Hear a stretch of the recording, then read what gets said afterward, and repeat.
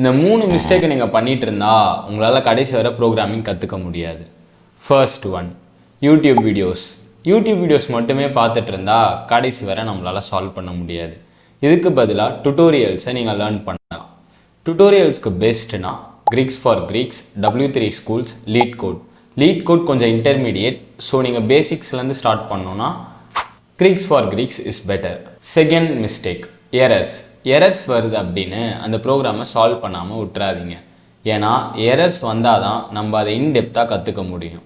அப்படி உங்களுக்கு எரர்ஸ் வருது அப்படின்னு ஃபீல் ஆச்சுன்னா ChatGPTயில் போயிட்டு அந்த எரரை காப்பி பண்ணி அதுக்கான சொல்யூஷனை கண்டுபிடிங்க. இனிமேல் எரர் வருதுன்னு ஸ்கிப் பண்ணாதீங்க. Third thing, LeetCode. இப்போல்லாம் மோஸ்ட் ஆஃப் த கம்பெனிஸ் லீட் கோடில் எவ்வளோ ப்ராப்ளம் சால்வ் பண்ணியிருக்கீங்கிறத நோட் பண்ணுறாங்க.